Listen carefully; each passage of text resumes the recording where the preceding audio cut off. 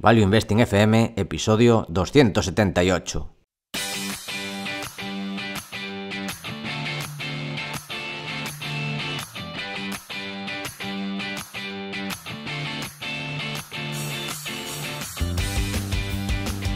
Hola, soy Paco Lodeiro. Bienvenido a Value Investing FM, el podcast semanal en el que te ayudaremos a sacarle partido a ese dinero que tanto cuesta ganar y ahorrar. ¿Cómo? A través del método de inversión más seguro, sensato y rentable, el Value Investing. Te recuerdo que si quieres sacar partido a tus ahorros y no sabes cómo empezar, tienes a tu disposición mi curso gratuito de introducción a la inversión en bolsa en la web academiadeinversión.com. Y yo soy Adrián Godás, colaborador de Academia de Inversión, fundador de Hacia el Danubio, rey de Godás Academy y emperador de Godás Research. Si te interesa la inversión en minas, este es tu sitio. Te animo a hacer el curso gratuito en godasresearch.com.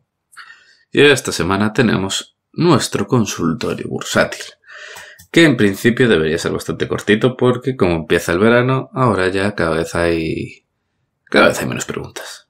Ya que todos pues nos vamos a ir a la playa próximamente. Yo ya lo tengo pensado, yo ya tengo hasta fechas en julio para irme. O sea que... Muy bien. Empezamos por el warning. ¿Qué te parece? ¿Cuál es el warning, Paco? Cuéntanos. Pues un año más vuelve a haber becas en verano. Durante este mes de julio daremos becas para estudiantes en la formación avanzada de Academia de Inversión. Los requisitos son haber nacido después del año 96, enviarnos tu currículum vitae y enviarnos un breve escrito, máximo 500 palabras, explicando los motivos por los que se quiere acceder a la beca. Los que accedan a la beca tienen la misma formación, las mismas condiciones que el resto de alumnos, pero con un descuento de un 70% en la formación avanzada. Si alguien lo está escuchando y le interesa, puede escribirme a paco@academiainversión.com o si no también el formulario academiainversión.com/contacto. Y además de esto, ¿qué tenemos? Tenemos un patrocinador que a mí me hace muchísima ilusión y que lo llevo queriendo hacer muchos meses. Tenemos de patrocinador a Paleobull. Sí, ya hace tiempo que consumimos tanto Adrián como yo sus productos, desde hace más de un año, creo que debemos de llevar sobre 2 años, yo por lo menos, tú creo que un poco menos.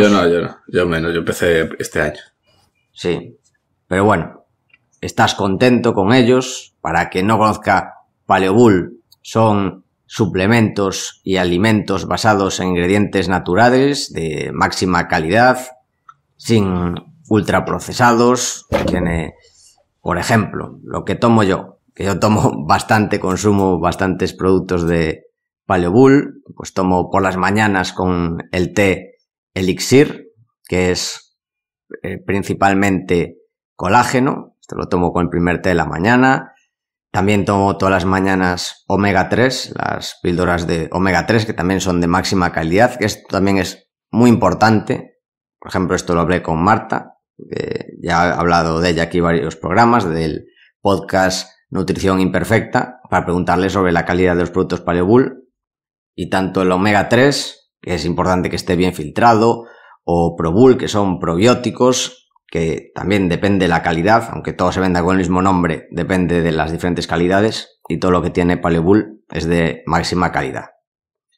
Y yo además de eso, pues tomo proteína después del gimnasio, tanto Amaltea como Panacea, que es de vacas gallegas criadas en granjas extensivas, Focus para la concentración, Napuca con adaptógenos para, digamos, gestionar un poco el descanso y el estrés, barritas también, que hay de 13 sabores, muy buenas, aunque mis favoritas son las de fresa y frutas del bosque.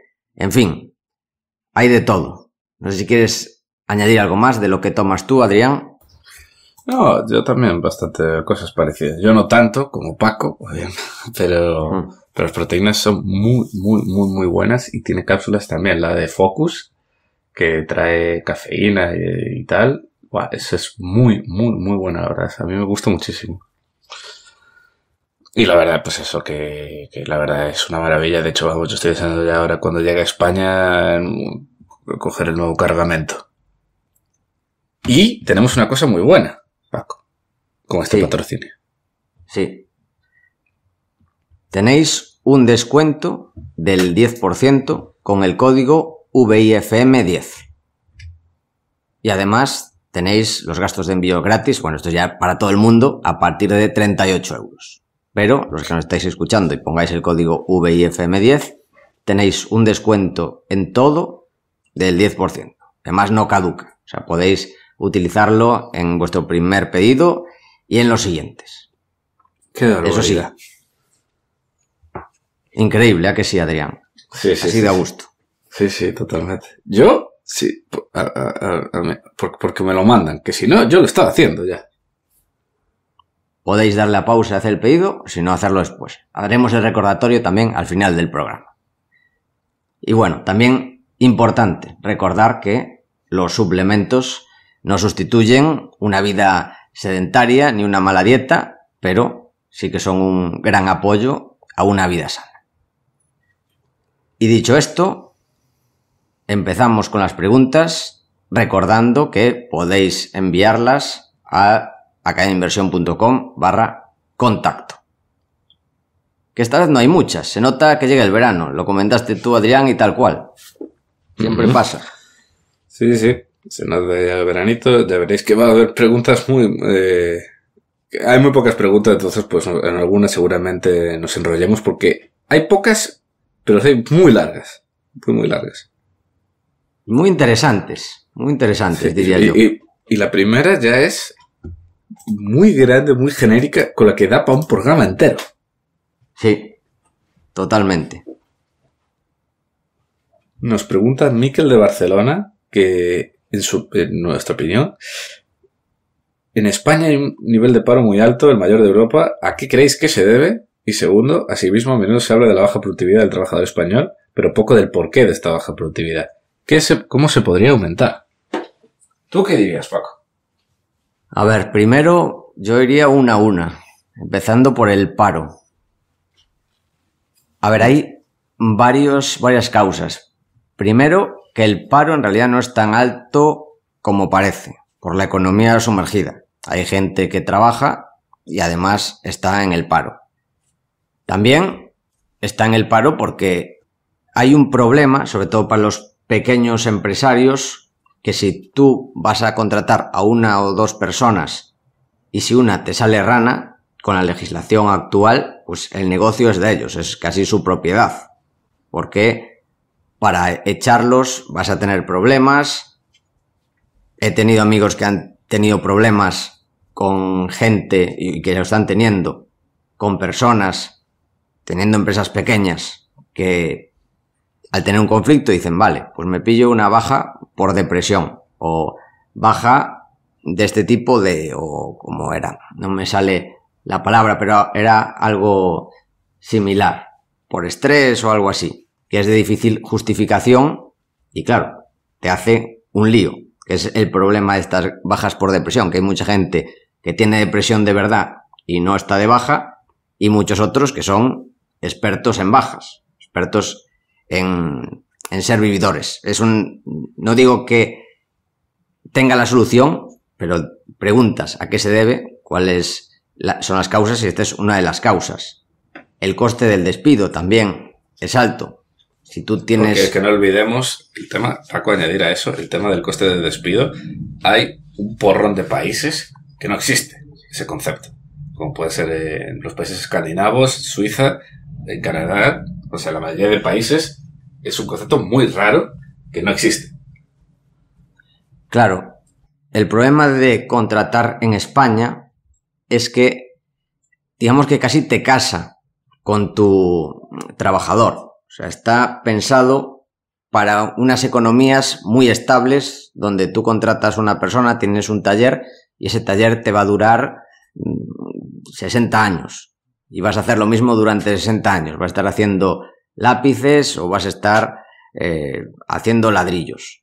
Entonces, digamos que en esas situaciones tan estables, pues lo que se protegía era al trabajador, que iba a hacer siempre lo mismo. ahora, con tantos cambios que las empresas no duran mucho, tienen que andar cambiando constantemente, adaptándose constantemente con una regulación tan rígida, pues hace que muchas se lo piensen 2 veces antes de contratar. Insisto, no es una valoración de que esté a favor o en contra, sino que son los motivos, que son los que veo yo, de que haya un nivel de paro mucho más alto. Primero, que no es tan alto como parece, y por otro lado, la rigidez de la legislación laboral, que en otros países, que comentas tú que no existe esta rigidez, también hay mucho menos paro porque no tienes ese problema a la hora de contratar. Y además los trabajadores no tienen el problema, gracias a esto, de encontrar trabajo. Porque no te lo piensas 1.000.000 de veces antes de contratar. No tienes que tener tanta precaución, porque en el caso de que haya algún problema, siempre puedes despedir con mucho menos problema. Y luego también, a ver, es que todo lo que planteas, para mí no son problemas aislados, está todo conectado. Los bajos salarios, el alto paro, la productividad, está todo totalmente conectado y todo está interrelacionado. En el caso además directamente del paro también hay que el efecto de los costes laborales totales son bastante altos, porque aunque los sueldos son bajos, si coges todo el coste total, añadiendo cotizaciones, seguridad social y demás, el coste laboral es bastante alto. O sea, es bastante más alto y si ya lo comparas con otros países de alrededor. Porque claro, es que es lo mítico de que tú, o sea, para que a un empleado le queden 1.200 euros, el empleador se va a tener que gastar bastante más de 1.500. Entonces, bastante más. Vamos, o sea, no más de 1.500. Yo creo que es más de 1.800. Claro, te queden 1.200. Claro, o sea, tampoco es que quiero decir ningún número exacto para no tirarme el triple, pero que hay un coste que tiene que cargar el empleador que no se ve y que es muy, muy, muy grande. Y entonces, si lo homogeneizas por ese sentido, los costes laborales son más altos de lo que parece. Y a eso, además, le sumas el coste indirecto del potencial despido y se te puede ir la olla. Además de todo eso, pues hay 1.000 problemas más, como por ejemplo un tema que trata muy bien Thrive y Edu, que siempre lo mencionan en los programas y demás, es la falta de oferta junior. Es una diferencia que se nota muchísimo en comparación con países, sobre todo anglos, que lo tienen muy, muy establecido, o Alemania, por ejemplo. Que hay una grandísima oferta para trabajos sin experiencia, en muchísimos campos, como puede ser finanzas, muchísimos, que son trabajos que sabes que muchas veces no te van a durar, que es gente, pues, o chavales, pues que te van a estar 1 año, 2, 3, igual alguno pues sigue ascendiendo, se queda, pero muchos se van a ir, y eso en España ves que no lo hay. O sea, yo tengo todos mis colegas, terminan una carrera, un máster, o lo que sea, y te pones a buscar, y ves que es muy difícil encontrar trabajo sin experiencia o con poca experiencia, rollo 1 año. Es muy difícil. En cambio, es todo lo contrario. Puede ser muy fácil en países anglos, y esos son los motivos, bueno, por los que aquí en España, aquí en Bulgaria, se viven un porrón de españoles aquí a currar. Porque hay un montón de empresas de finanzas que contratan a peña sin experiencia, te estás aquí 1 año, consigues la experiencia y luego das el salto a otros lados. Y vamos, que yo conozco unos casos pero alucinantes de estar aquí en Bulgaria 2, 3 años y luego ya irse a Ámsterdam, a Luxemburgo, a Hamburgo y a muchísimos sitios. Entonces, es un problema de nicho, con el tema del caso de los jóvenes. ¿Qué más? Es que, bueno, esto nos hace falta Luis Torres y él puede estar 1 hora soltando factores y hablando sobre este tema. ¿Qué más? Es que vamos, hay tantos problemas estructurales que es terrible. Vamos, es que incluso si nos ponemos que para mí es más grave incluso que el hecho de que tengamos la tasa de paro más alta de Europa ahora mismo, es el hecho de que incluso en el pico de la burbuja el número técnicamente era el 7. En el punto más alto de la burbuja. El paro. Claro, como dice Paco, pues obviamente hay mucho trabajo en negro, entonces sí, es menor. pero que aun el pico de la burbuja, el número aparente era 7. O sea, esto es una locurísima. O sea, muchísimas economías, ni siquiera cuando están en recesión, llegan a 7. O sea, hay un paro estructural también muy fuerte por la dislocación de recursos, de sectores, de formación que falta en ciertos sectores y sobra en otros. También esto se puede enlazar con el tema de la universidad, si se está formando gente adecuada. Hay mil cosas. Que toca un tema tan profundo que se puede estar contando sobre una hora. Y sobre la productividad, Paco. Antes de eso, relacionado con lo que decías, antes de comentar lo de la productividad, sobre cómo está enfocado la formación, que ahora se están dando pasos de mejora, eso es cierto.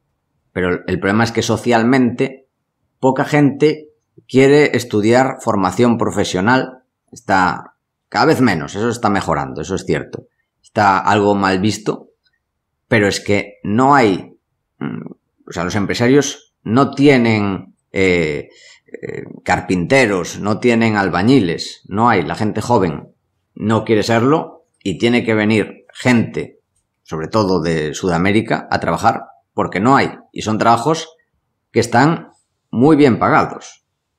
Van a ganar seguramente más trabajando en la obra que trabajando en la ventanilla de un banco con una carrera y un máster. Ya no te digo toda la gente que está estudiando cosas como sociología. O sea, que además hay carreras que no tiene sentido que haya un montón de facultades de sociología. Porque además hay un montón de sociología, de bellas artes. O sea, ¿para qué hay tantas facultades de algo que no se demanda y actualmente la utilidad social es tan reducida? Además hay un tema que has tocado con el tema de la universidad, y es que la gente piensa que para ser súper ricos hace falta que toda la sociedad tenga carrera. Y ves que porque en Alemania, o incluso muchas zonas de Suiza y muchas otras regiones, no hay ni una sola región, en Alemania, no hay ni una sola región donde el mayor grupo de nivel educativo sea el superior. Porque lo normal es que muchos chavales se hacen un ciclo, bueno, allí no se llama ciclo, no sé cómo se llama, y te pones ahí ¿cuál es el nombre mítico que tienen las fábricas estas así que están por toda Alemania, de tamaño medio, tipo pyme? Sí, no me sale el nombre. Pero tipo Mittelstand o algo así. Sí, que es que algo así. Una especie de pymes, que son empresas que son como eso, fábricas, empresas que tienen de 300 trabajadores. Sí, 50, 100, 200, que no son gigantes, pero eso, producen bastante, y es donde está la verdadera riqueza de la economía alemana, en tener un montón de empresas así. Y de hecho, esto lo podemos linkear a lo de la baja productividad española con este tema, y es que siempre ha habido un gráfico muy poco comentado, pero que a mí me encanta, que es la distribución porcentual de empleados, o sea, de la cantidad de empresas que hay por número de empleados entre países. Y es una cosa súper interesante porque ves que los países como Reino Unido, Francia, Estados Unidos, tienes pues un grupo, obviamente pequeño, de empresas grandes, que se consideran empresas, pues creo que eran más de 1000 empleados. Y luego tienes un montón de empresas y de gente trabajando en empresas que son pues de 50, 100, 200. Pero países como España o Italia tienen una estructura más bien parecida a la de países emergentes como Brasil o México, que es un montón de microempresas que simplemente son 1, 2, 3 empleados. Y es un gráfico que es súper interesante, se puede buscar, y que me parece una de las claves de este tema, del segundo punto de la baja productividad. Porque para conseguir mayor productividad no hay nada más que aumentar el capital. Acumulación de capital, como diría Torres. Yo cuando doy estos temas siempre pienso, ¿qué diría de Luis si estuviera aquí? Y él diría, hace falta capital, y el capital solo viene ahorrando o con inversión extranjera. Los inversores extranjeros yo no sé cómo siguen teniendo cojones a invertir en España. A mí me fascina. De hecho, el 80%... Porque están equivocados. Igual que mucha gente de Europa del Este, igual que mucha gente de Europa del Este, va a Barcelona ultra ilusionada, pensando que es la Barcelona de los años 90. Y luego llega y flipa. Sí. Sigue teniendo una imagen equivocada. Y muchos llegan y se asustan y se van. Verdad. Con motivo. Y vamos, lo que decía Clemente, lo de la mítica historia de las renovables. Que están empezando a incautar cuentas en el extranjero del gobierno español por el tema de las renovables, por las multas. Ese es un tema súper chulo. Y una hecho, cosa con lo que decías de número de trabajadores, que hay un montón de empresas con 49 trabajadores en España. Sí, eso pasa también en Francia. Que hay que hay un porrón de empresas eso con 49. Sí, porque en 50 ya das el salto y te meten un montón de regulaciones. Te tienen que hacer, pues yo qué sé, inspecciones, pues yo qué sé, de género hay ahora. En plan, claro, con 49 no, luego con 50. Como esta hay muchas más, ¿eh? O sea, otro tipo de inspecciones y otro tipo de requisitos, entonces no te compensa. Y después me quedo en 49. Y no sigues creciendo, pudiendo seguir creciendo y contratando porque no te compensa meterte en líos. ¿Qué ibas a decir? Ya ni me acuerdo, perdí bastante el hilo. Pero sí, o sea, en general, lo del tema de la inversión extranjera, por ejemplo, además ahora ya es más extremo, ya que Cataluña pues se ha cogido la deriva de ir a su rollo. El 75% de la inversión extranjera directa en España es solo ya Madrid. Solamente ya la Comunidad de Madrid. Entonces, claro, fuera de Madrid cada vez va a ser más serial. Y de hecho yo creo que es una cosa que cada vez va a ir a más. La diferencia entre Madrid con el resto de España. ¿Qué más hay relacionado con lo de la baja productividad?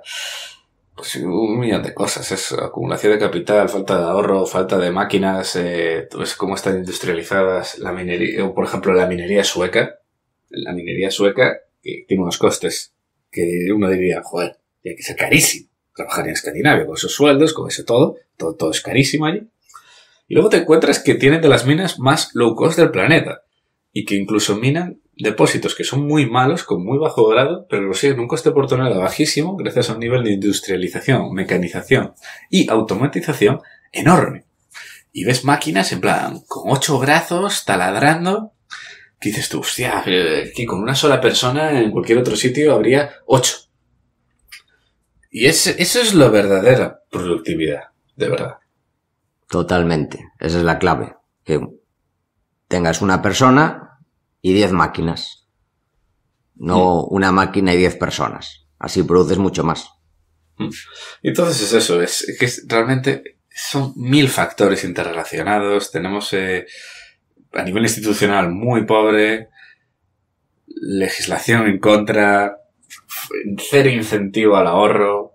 Tú tienes al final en el mundo anglo, tienes cuentas de estas que no pagas impuestos por dividendos, que no pagas muchas veces ganancias de capital, tienes cuentas de pensiones, tienes 1000 cosas, que se incentiva el ahorro. En España no hay nada.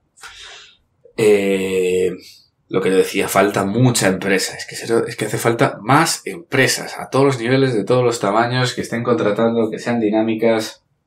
Tú vas, no sé, vas a recuerdo el verano pasado en Vancouver. Tú vas por Vancouver, vas a los polígonos, zonas industriales, ves el puerto de Vancouver gigantesco, con los trenes, cómo exportan. Y dices tú, no me están aquí hay riqueza. Y vas por la zona además eso de negocios, de naves, y ves eso, 1000 naves, 1000 bloques de oficinas. Ahí es donde está. Así es como de verdad se acumula capital y como de verdad luego se aumenta la productividad y como finalmente suben los salarios. Y obviamente sin par. Muy bien. Yo creo que está bien este resumen. Podríamos estar hablando 5 programas sobre esto. Sí. Y traer en cada uno un invitado, pero es que se nos va la olla. Sí. Voy a recomendar también, que no lo comentamos, pero que lo vean, que ya lo recomendamos varias veces, el programa de VisualPolitik sobre España y la gerontocracia, que esa es otra también. que comentar. Sí, los vídeos de la gerontocracia de Visual Politics son de los mejores, en mi opinión, que han hecho en el canal. Para mí también. Pero bueno, eso ya es otro tema también. Pasamos a la siguiente. Roberto Sánchez, santanderino en Sydney, Australia. Hola, fenómenos de la inversión. Aunque soy consciente de que es muy difícil encontrar el punto exacto para invertir en una acción, me gustaría saber qué indicios puede haber de que nos encontramos en una buena oportunidad para encontrar gangas.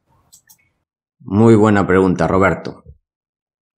A ver, ya hemos subido 3 programas de suelos de mercado, donde explicamos cómo se vivieron los suelos de mercado, y sobre todo suelen ser momentos de malas noticias, de pesimismo, donde si compras algo queda mal, o incluso te cuesta, a mucha gente le cuesta, a otros ya cuando llevamos más tiempo, cuando ves este pesimismo ya casi te atrae, pero en general para gente que no tiene formación, no tiene experiencia, no tiene rodaje, pues te cuesta más, suele ser los mejores momentos para entrar. Y yo aquí también, es algo que he reflexionado últimamente, diferencio entre empresas más grandes o empresas más pequeñas. En empresas más grandes, el mejor momento suele ser cuando hay problemas de corto plazo. Por ejemplo, ahora en Alphabet, que ya ha rebotado bastante, pero con todo el ChatGPT, pues el mercado empezó a descontar que ChatGPT y la inteligencia artificial se iban a cargar a Google y la gente iba a dejar de buscar en Google, que también pasó un par de veces en el pasado con las búsquedas de voz, que la gente iba a dejar de buscar en el ordenador y en el móvil y iba a hacer búsquedas de voz y se iba a ir a Alexa, que no pasó, o que Google, esto ya en 2008, pues no iba a saber adaptarse a los móviles en 2007, 2008, 2009, pues hubo ese miedo, también cayó más de un 50% Google y fueron oportunidades. Insisto, por miedos a corto plazo.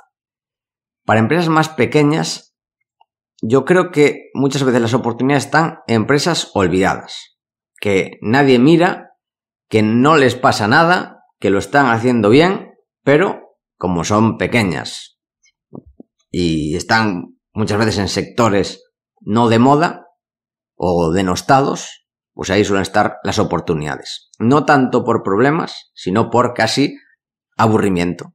Son empresas que nadie quiere invertir, los ETFs no entran en ellas, ni los fondos, porque tienen un tamaño pequeño y por liquidez no las pueden tener, y ahí yo creo que también puede haber oportunidades. O sea que para las grandes suelen ser problemas concretos, problemas coyunturales, no problemas estructurales, y para las pequeñas, aburrimiento. Y si a esto se le suma que hay desplomes generalizados en las bolsas, problemas de economía, pues ya te dan un extra para tener mayores oportunidades. ¿Qué opinas, Adrián? En el caso minero, ¿cómo sería? Bastante parecido, la verdad. Yo creo que lo has acertado bastante bien. De hecho, la curva de la SOM podría ser el segundo caso, el aburrimiento. ¿Dónde están las oportunidades? Cuando ya sacó el release de lo que fuera, ya pegó el subidón y puede estar años la gente aburrida hasta que monta la mina. Y mientras tanto, pues está dando esa oportunidad. Sí, totalmente. Roberto, nos sigue preguntando también, que está aquí separado. Roberto nos pregunta también, me gustaría saber dónde estáis buscando oportunidades en estos momentos. Pues, en mi caso, donde estuve buscando fue en Polonia y últimamente estoy buscando en Japón, que ahí es un ejemplo de empresas que muchas de ellas les va bien, que en las últimas décadas pues lo han hecho razonablemente bien, pero es que nadie las mira. Por ser pequeñas, por ser aburridas, y hay cotizaciones absurdas. Una que estuve mirando hace poco en Japón, tiene una capitalización de unos 30 millones de euros aproximadamente, que es de madera de contrachapado, que está cotizando aproximadamente a a un 20, creo que un 25% del Net Current Asset Value, o sea, del valor neto corriente. O sea, imagínate, Adrián. Vaya. También estuve mirando alguna de videojuegos pequeña, japonesa, de videojuegos más de nicho. Es más complicado invertir en Japón que invertir en Polonia, por la traducción, sobre todo. No se traducen tan bien los documentos, es más difícil encontrar información, pero hay valoraciones ridículas. Y además hay un catalizador, que es que el Banco de Japón quiere acabar con estas valoraciones ridículas, que estas empresas estén cotizando una fracción del valor en libros, y están animándolas a explicar por qué cotizan así y qué medidas van a tomar para que eso deje de pasar y, digamos, afloren su valor, que es un catalizador que no sé si se dará, pero bueno, por lo menos está ahí y puede ayudar a aflorar este valor en empresas que están cotizando en muchos casos a valoraciones ridículas. Tú, Adrián, ¿dónde estás buscando oportunidades en 2023? Yo es que yo no busco. Paco es un rastreador. Él es de los que se coge el buscador de metales y se va al monte. Yo no, simplemente, yo tengo mis grupitos, mi gente, y cuando me llegan cosas chulas me las miro y ya está. Pero yo no ando por ahí. Bastante raro que me ponga a rebuscar. Eso lo hacía antes, ahora ya cada vez paso más. Pero por decir así, algún sitio donde cada vez me está llamando más la atención, y volveremos sobre eso al final. No voy a contar tanto porque lo vamos a tratar al fin. La última pregunta del podcast es en el tema del oro. En el tema del oro. Cada vez me está llamando más la atención. Y sobre eso va la última pregunta del programa. Así que lo comentaré luego. Venga, pasamos a la siguiente. Marcos Amoedo Fernández desde Madrid. En tu opinión, Paco, ¿cuáles son las preguntas que mínimo se debería hacer una persona para poder invertir con un mínimo de criterio en una acción? Cuanto más aprendo, más me paraliza tomar la decisión de invertir en una acción, y eso que solo dedico el 25% de mi cartera a stock picking. Al final lo que hago es guiarme mucho por la narrativa del precio e intentar comprar empresas de las que siempre se ha hablado bien, pero están más lejos de los máximos históricos que otras, y esperar que en algún momento remonte. Sé que está mal y que no es criterio ninguno para invertir, y reconozco que en la mayor parte de los casos, si tengo éxito, puede verse más a la suerte que a otra cosa. A ver, ¿qué preguntas mínimas? A ver, en tu caso, pues ya lo comentas, que te fijas mucho en el precio y claro, ya lo asumes que lo estás haciendo mal, que no tienes criterios debidos. Yo tengo una checklist que utilizo, que son, creo que unas 160 y pico preguntas que me hago, estructuradas, primero sobre qué hace la empresa, entender el negocio, su producto. Dentro del producto, una pregunta importante es ¿por qué los clientes consumen su producto y no los de la competencia? Es una forma de entender si la empresa tiene alguna ventaja. Entender también, por ejemplo, algunos factores como los proveedores, los recursos humanos, que en muchos casos no vas a tener ningún problema, no va a cambiar nada, pero en algunos casos sí. En algunos casos los proveedores pueden tener poder sobre ti, o en algunos casos los recursos humanos, como por ejemplo en las aerolíneas, que decía el presidente de American Airlines, negociando con los sindicatos, porque claro, le exprimían cuando iban mal, pues le tenías que pagar igual, y cuando iba bien, pues hacían una huelga para que les pagaras más. Le decían, pero ¿por qué ya no os quedáis con la compañía? La compráis y la quedáis vosotros. Y le dijeron los sindicatos, ¿para qué? Si ya nos llevamos todo igualmente. Entonces, pues en algunos casos hay que tener en cuenta esto de los recursos humanos. Suelen ser las excepciones, pero en algunos casos es importante analizar el equipo gestor, el accionariado, También luego la deuda, si debe mucho dinero, el balance, y luego ya entrar en los números la valoración, cuándo estamos pagando, cuánto esperamos crecer, cómo va a crecer, por qué, hacer un análisis de escenarios. Como ves, pues hay diferentes preguntas que hacerse.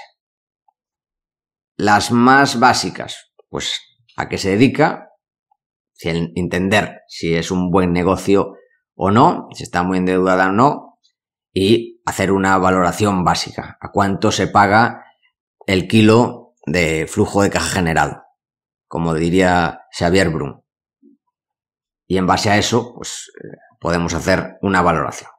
Como dice Damodaran, Aswad Damodaran, es un mix de números e historias. Tú, Adrián, ¿qué preguntas haces a la hora de invertir en una minera? El management sabe lo que hace, es una empresa seria. ¿Os sorprendería la respuesta a esa pregunta muchas veces? Porque de verdad, aunque no lo parezca, es que tenemos como una visión súper de wow, una empresa cotizada, un tío que pone en la tarjeta CEO. Sí, bueno, pues posiblemente que en la empresa no haya ni 10 empleados a tiempo completo, pero pone CEO. Y hay muchas empresas que acabo diciendo, joder, esto se nota que es más un pasatiempo. O sea, que de verdad que no es serio, que andan por ahí explorando, cobrando su sueldo, pero que es más, es una lifestyle company o un juego, prácticamente. Vamos, de verdad, con eso ya filtras, vamos, a dolor. Y luego, obviamente, pues que el activo esté bien, que la valoración sea adecuada. No hay mucho más. Así llegamos ya a la última pregunta de las generales. Ya habéis visto las pocas preguntas que había, por eso nos permitimos enrollarnos en la primera. Y entonces la última es de Jordi Castells Roset desde Barcelona. Me gustaría invertir en ETFs de crecimiento regular, más controlado, como el índice SP500. Me he hecho una cuenta en DeGiro y me ha parecido la primera duda. DeGiro recomienda ETFs que tienen gran volumen de operaciones. Analizando el ETF de Vanguard, he visto que hay dos tipos. EAM, Amsterdam Marketplace, parece más para largo plazo, y TDG, Tradegate, parece más para traders. He estado buscando por internet, pero no acabo de ver la diferencia real entre uno y otro. Pues yo he buscado y parece que no hay diferencia. Es como si fuera, por ejemplo, una bolsa alternativa como BATS o CHIX, que al final pueden diferenciarse quizás en la liquidez. Pues si hay un activo en dos bolsas, si es el mismo activo, compra el más barato, que a veces hay pequeñas ineficiencias, pero por lo demás no suele haber diferencia entre uno y otro. No sé si sabes alguna, Adrián, pero yo nunca he visto ninguna diferencia entre estos alternativos, digamos. Yo tampoco, la verdad. Interactive Brokers lo que suele hacer es hacer la compra automáticamente buscándote, porque los activos son homogéneos, te busca la mejor opción, te busca lo más barato. Parece que aquí lo que tienes que hacer en DeGiro es hacerlo tú manualmente.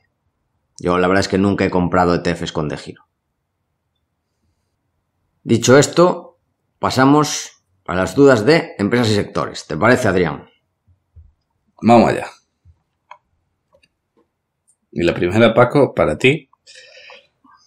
José Castelao. En el caso de que sea posible, me gustaría hacerte dos preguntas. La primera, ¿qué te ha parecido el foro MedCap este año? Si has encontrado alguna empresa interesante. Y la segunda, sobre NBI, ¿qué te parece su nuevo plan de 127? Pues la verdad, al foro MedCap este año solo fui a lo de NBI. No fui al resto de presentaciones. Es a lo único que fui por falta de tiempo. Fui hace varios años al MedCap y estaba interesante. Lo que pasa es que, sobre todo en las empresas del MAP, había mucho humo y poca compañía. Pero bueno, también conocí a NBI, de hecho, cuando fui por primera vez al MedCap.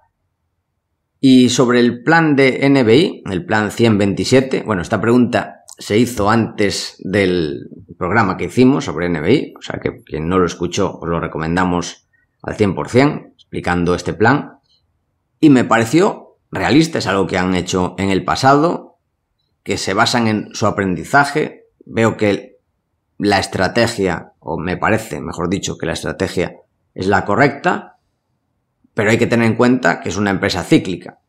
Dependerá mucho de si justo en el año 27 es un año para la economía más pujante o es un año de recesión. O sea que es complicado y saber cómo será ese año y en base a eso podrá cumplirlos o no. ¿Es importante? Pues yo creo que no es tan importante que lo cumpla en 2017, sino que vaya cumpliendo poco a poco estos hitos, vaya siguiendo creciendo y pues la generación que está haciendo los últimos años de lo que suele llamar high teens, es decir, entre el 15 y el 20% de crecimiento, y además rentable y sin diluir, pocas empresas lo están consiguiendo y NBI lo está haciendo a base de trabajo duro, de tener mucho cuidado con el capital, cómo lo gestionan, controlar los gastos en el día a día y tener a Javier y a Roberto detrás. Y bueno, ya más equipo, pero eso se nota.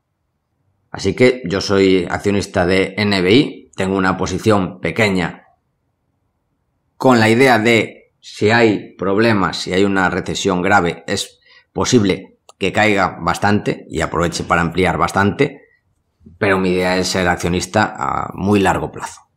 Confío en que lo hagan bien, como lo han hecho hasta ahora. Eso no quiere decir que, como decimos siempre, esté exento de riesgos y por eso también hay que diversificar. La siguiente, Adrián, ¿o quieres decir algo sobre NBI? Nada más, todo quedó dicho con la última entrevista. Exactamente, la recomendación de la última entrevista es clara.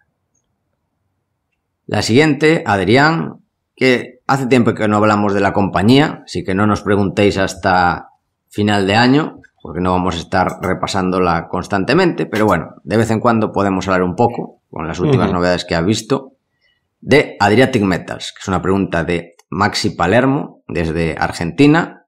Un hombre muy argentino, Maxi Palermo, hay que reconocerlo. Sí, ¿no? Con lo peor de los dos mundos, lo peor de España y lo peor de Italia. Y así nació Argentina. La pregunta es sobre Adriatic Metals, como hemos comentado. Pregunta si hay alguna novedad, ya que tiene entendido que empezarán la extracción estos meses. Si ves las bajas de fin de mayo y principios de junio como oportunidad para entrar o ampliar la posición. Aquí no nos metemos, aquí cada uno haga sus números de si hay una oportunidad o no. ¿Qué proyección puedes hacer de la empresa para los próximos años y cualquier otra cosa que consideres importante sobre la compañía? Muchas gracias y un gran abrazo a ambos. Sacaron un update, de hecho, esta última noche y parece que la mina está construida al 79%. O sea que ya solo queda el último 20% por construir. La idea es que arranque, creo que decía octubre, noviembre más o menos, una cosa así. O sea, después de verano, básicamente. Después de verano, final de año, pues ya van a arrancar. Y el año que viene, pues la mina ya estará funcionando a tope. La exploración ha dado muy buenos resultados. De hecho, ahora en julio van a sacar un nuevo Resource Estimate, aumentando con todos los recursos nuevos que han encontrado. Y es eso, quieren seguir eso, explorando las nuevas zonas. Y poco más que añadir, la verdad. La mina la están construyendo, la exploración va bien, poco más. Realmente. Ahora esperar a ver que la mina cómo funciona, que vaya según lo que se espera, y ya está. Bueno, tú siempre hablas de la estética de las minas, le está quedando muy chula. Coño, de verdad es bonita. ¿No crees? Sí, y sobre todo hay unos en los caminos que han tenido que hacer en la carretera y tal. Joder, les ha quedado la hierba muy verde, que parece hasta pintada. De lo verde que está la hierba, en plan. Y yo digo, joder, se nota que es vegetación volcánica, que es dura, que crece. Además llueve bastante por ahí, o sea que hay buen vegetal. De verdad, es que parece césped artificial. De lo verde que es. Ahí está haciendo un grandísimo trabajo. Y ahora pues a ver cuántos son capaces de producir realmente, cuánto va a generar la mina al año. Veremos. Muy bien. ¿Haces la siguiente? Da. Pedro Gálvez desde Castellón. ¿Qué opinión tenéis sobre Apple y Nvidia? Es cierto que la acción de Nvidia ha subido con fuerza, pero nos dicen que será la primera empresa en valer más de 10 billones de dólares, 10 trillion. ¿Consideráis que el posible éxito de las Vision Pro de Apple ya está descontado en el precio? A ver, para empezar, yo necesito saber quién ha dicho que Nvidia va a valer 10 trillion. Pues no lo sé. Buena pregunta. ¿Algún experto? Para hacer titulares. ¿Algún experto? La mítica... Sí, la mítica de que hace titulares. Y entonces ya todos los borregos lo repiten. No lo digo nuestro buen amigo Pedro Gálvez, que no te estoy llamando borrego, amigo Pedro, sino a toda la gente. Toda la gente que en los medios, que empieza a salir, dice alguien algo disparatado y ya titulares por todos lados. O sea, es que el sector financiero parece Sálvame. Es decir, joder, algo disparatado y ya está. Y ya todo el mundo a repetirlo y todo el mundo se emociona. Pero ¿cuánto vale Nvidia? Tal cual. O sea, Nvidia que llega a 1 trillón ahora. Sí, ya vale llega a 1 trillón. Vale 1 trillón ahora. Y la gente espera que multiplique por 10. ¿Eso cuánto sería? Más grande que la empresa de las Indias Orientales, ¿no? Bastante más. Sí, básicamente, sí. Sería 2 veces. Más grande de la historia. Básicamente. Sería más de 2 veces la empresa más grande de la historia. Genial. Tiene sentido. Claro. Es que el problema, o sea, no es que sea imposible que eso pase. Es que para que pase tienen que pasar muchas cosas. Y aquí la clave es lo que dijimos antes, de hacer los números. Yo hice una valoración o hice los números a 10 años, que va a crecer mucho los próximos 2 años, eso seguro. Por lo menos por las estimaciones que hay. Con los chips de Nvidia, que a día de hoy son los mejores. Por lo menos para temas de inteligencia artificial. ¿Qué problema hay? Que es un sector donde va a haber muchísima competencia. Por ejemplo, solo hay que ver Intel. Los de Intel eran los mejores hasta hace poco. Ahora Intel está de capa caidísima.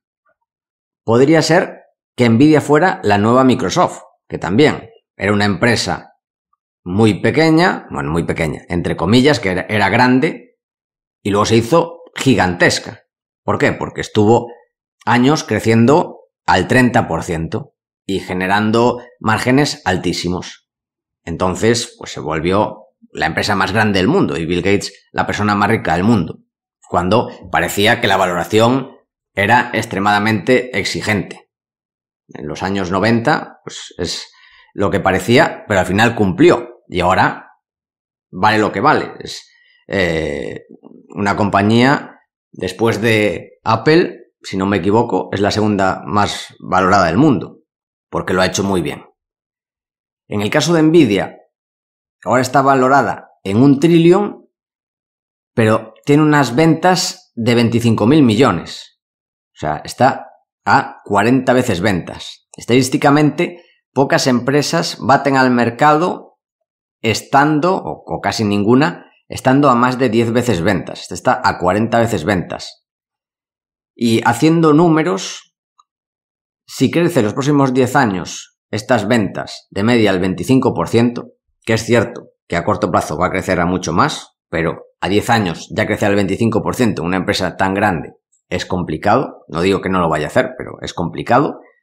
Y con unos márgenes del 35%, pues aunque le pongas un múltiplo de unas 25 veces, vas a perder dinero. O sea, porque sería que en 10 años estaría generando unos 30.000 millones de flujo de caja libre, y si eso vale 25 veces dentro de 10 años, perderías dinero. Eso serían 700.000 dentro de 10 años. ¿Por qué apuesta el mercado? Porque de aquí a 10 años crezca de media a unos ritmos del 40%. Si no lo cumple, tu rentabilidad va a estar por debajo del 10%, asumiendo que estás comprando una compañía a 40 veces ventas, no 40 veces beneficios, no 40 veces free cash flow. O sea que, para mí, los números o lo tienes extremadamente claro de que Nvidia va a ser la campeona, que puede ser. Microsoft lo fue en el pasado. Pero que Microsoft lo fuera no quiere decir que Nvidia lo vaya a ser. Y hay muchos más ejemplos de empresas que cotizaron a múltiplos parecidos a los de Nvidia y fracasaron que casos como los de Microsoft. O sea que yo, habiendo miles y miles de empresas en las que invertir, yo no compraría una empresa tan cara como Nvidia. Yo, por los números, es una empresa que descartaría automáticamente, aunque me fuera a confundir, aunque al final se convirtiese en una gran ganadora. No pasa nada. Sería un error de omisión, pero dormiría mucho más tranquilo que invirtiendo en una empresa muy cara, que si en vez de crecer al 40%, crece al 25%, que sigue siendo un crecimiento altísimo, pues voy a perder dinero a 10 años. Eso con relación a Nvidia. Y sobre Apple, preguntas si el posible éxito de las Vision Pro está ya descontado en el precio. Yo creo que... no sé cuál será el éxito de las Vision Pro. Al final Apple lo que toca lo convierte en oro, pero no la veo barata. No la veo barata, sobre todo porque creo que hay mejores oportunidades que en las empresas de gran capitalización a día de hoy. Prefiero buscar lo que dije, empresas pequeñas que no mira nadie. Creo que ahí últimamente es donde están las oportunidades. Adrián, ¿algo que comentar sobre Nvidia o Apple? Yo tengo ahora una Titan 3060. Va maravilloso. ¿De Nvidia? Sí. Si no sabes ya si que una Titan es de Nvidia, esto no es lo tuyo. No, totalmente. Es un sector que además desconozco. Pero bueno, ya con hacer los números me da para descartarla automáticamente. ¿No te vas a comprar las Vision Pro de Apple? No lo descarto. Solo lo descarto al 99%. Dejo el 1% de posibilidades ahí. Bien, me acuerdo. Tenemos que hablar con Apple para que nos patrocine mandándonos unas Vision Pro. ¿Qué te parece? Bien, me gusta. Eso sí, yo no sabría para qué usarlas. Pero por lo demás, bien.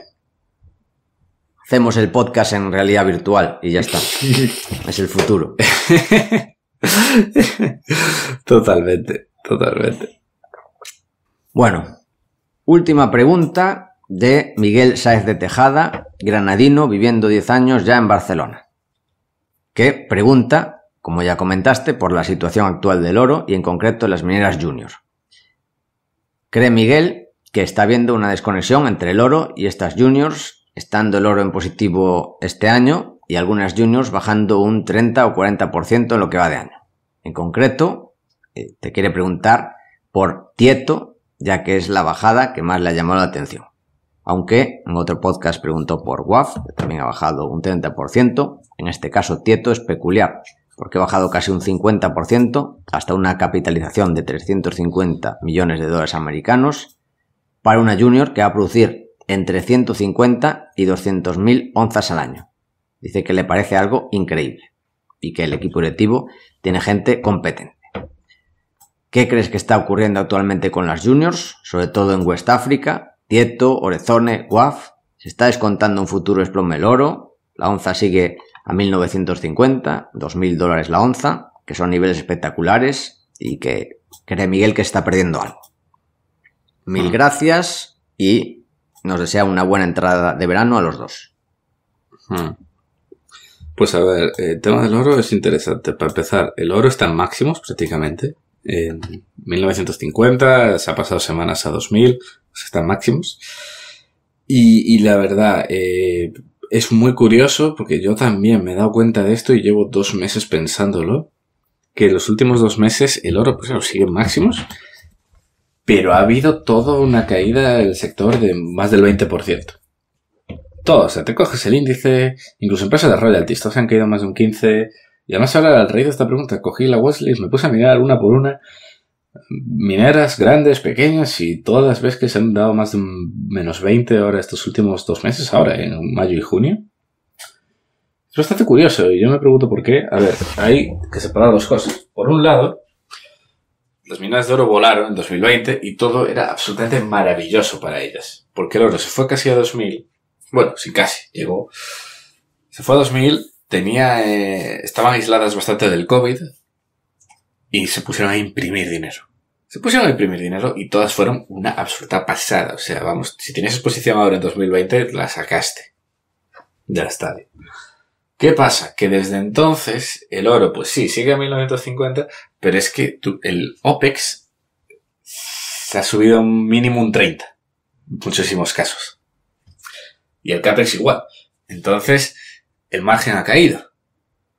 Y ya no es tan sexy.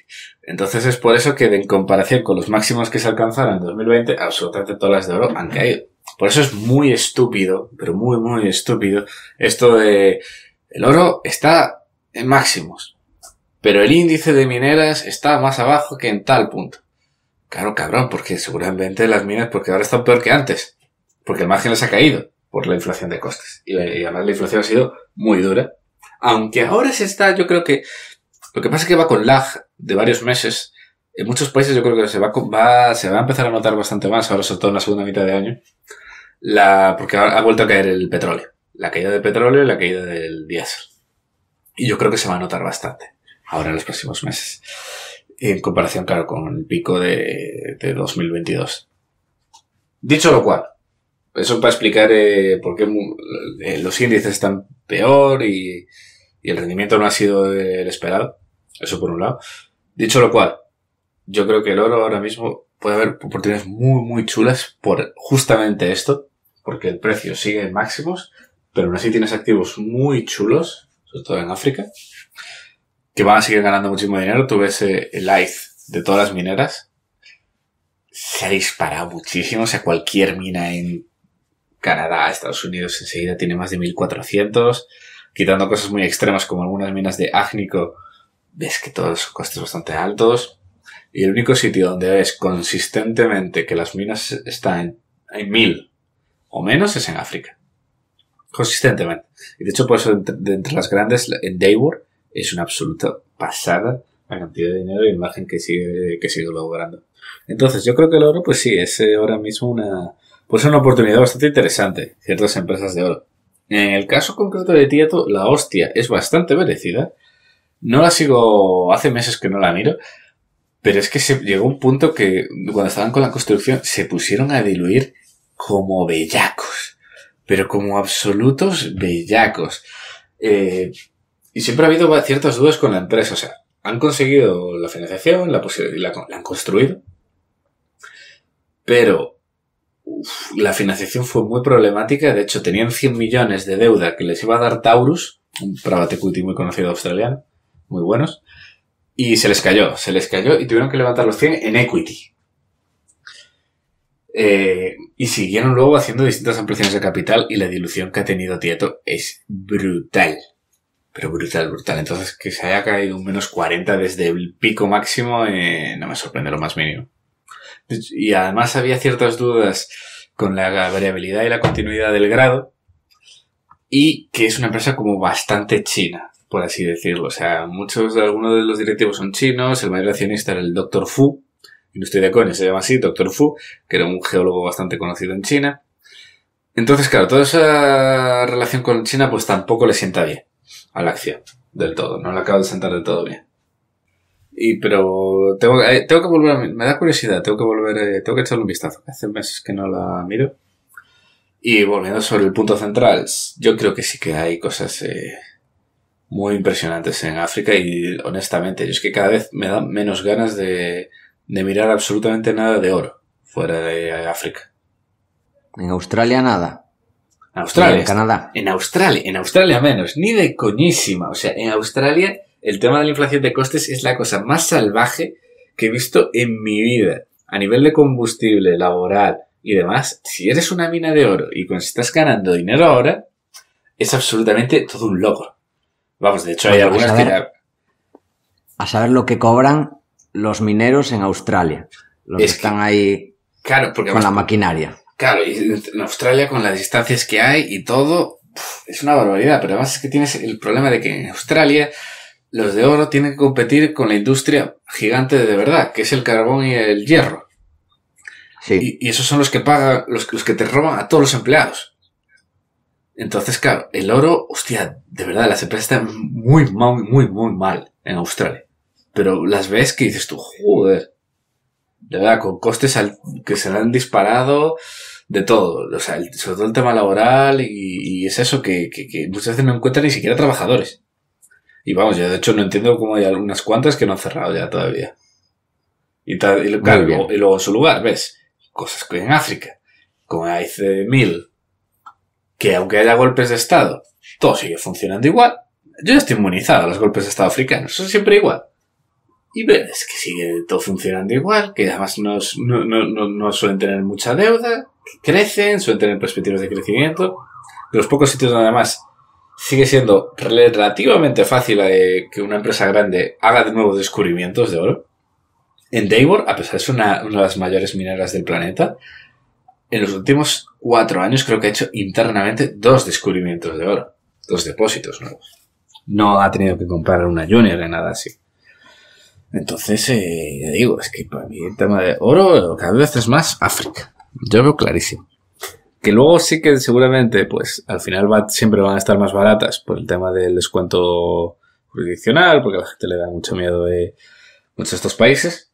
Para mí, sin justificar, para mí es puramente headline risk, que le llaman, de que aparece el titular de ya has pasado no sé qué en tal país y la acción cae, pero a la hora de la verdad ves que las minas siempre están muy aisladas de todo el ruido. Muy bien. Bueno, pues parece que esto es todo en este consultorio. Al final pudimos extendernos un poco, pero lo hemos dejado en más o menos 1 hora. Aprovecho para hacer el rewarning. Ya sabéis, becas para estudiantes en la formación avanzada de Academia de Inversión. Los requisitos: nacer después del 96, enviarnos tu currículum y un escrito con los motivos por los que quieres acceder a la beca, máximo 500 palabras, y tendréis un descuento de un 70% de la formación avanzada. Podéis mandarlo a paco@academiainversión.com. Y recordar a nuestro patrocinador, Paleobull, con suplementos y alimentos basados en ingredientes naturales de máxima calidad, sin ultraprocesados, que Adrián y yo llevamos tiempo consumiendo y estamos encantados.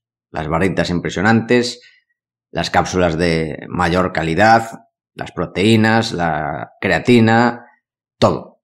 El colágeno, todo de gran calidad y muy buen sabor. Y tenéis este descuento del 10% con el código VIFM10, que tendréis también el enlace en las notas del programa. Por mi parte, nada más. Adrián, ¿algo más que añadir? Nothing to add. Pues esto ha sido todo hasta la semana que viene. Esperamos que te haya gustado el programa y queremos darte las gracias por estar ahí, y también te agradeceríamos mucho que nos des tus 5 estrellas en Apple Podcast, tu me gusta en iVoox, tu like en YouTube, tus 5 estrellas en Spotify, ya que ayudarás a que este podcast siga existiendo y siga creciendo. Desde aquí, Paco y yo nos despedimos. Que el valor te acompañe.